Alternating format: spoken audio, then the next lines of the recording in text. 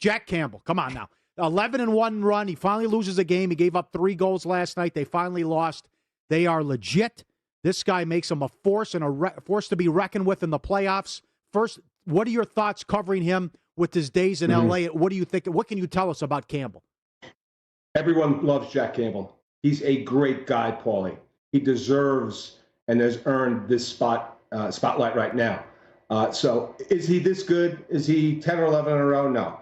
He's not going to go undefeated in the postseason. He's an upgrade. And look, they don't know about their goaltending right now. That's why they traded for David Rittich yesterday. Right?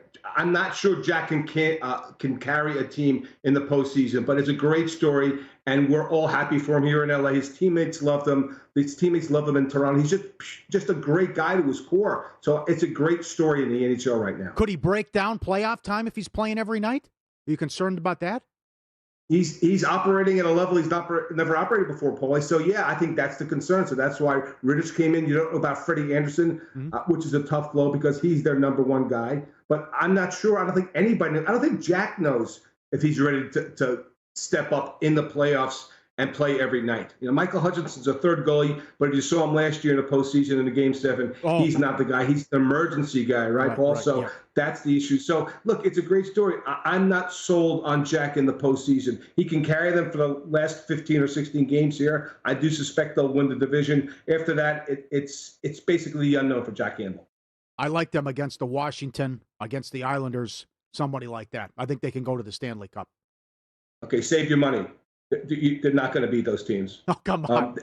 If they come, you would take the Capitals or Islanders in a 7-game series over the Maple Leafs? Yes, if they come out of the division, Paul, if you handicap the teams, they're the 4th seed. Right? Not from point standpoint. I'm just saying from a talent standpoint, they've never been here. That's why they had to trade for Nick Foligno, because they need quality and they need leadership on the ice.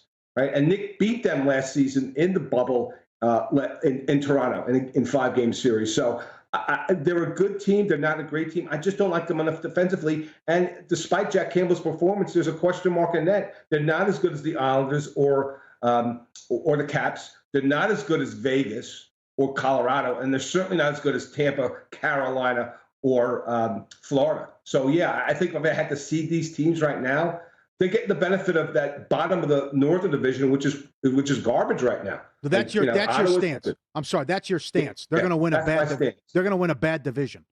They're going to win a bad division and be eliminated in the Final Four. That's what's going to happen. Well, Paul, I'll be honest with you.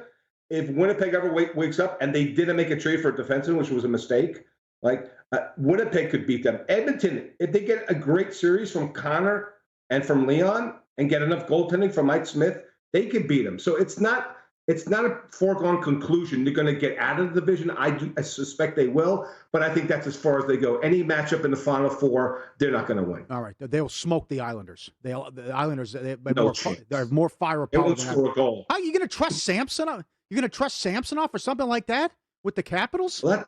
The Capitals? Yeah, because look at what that team did. They added Anthony Manson. I thought that was a major overpayment yesterday.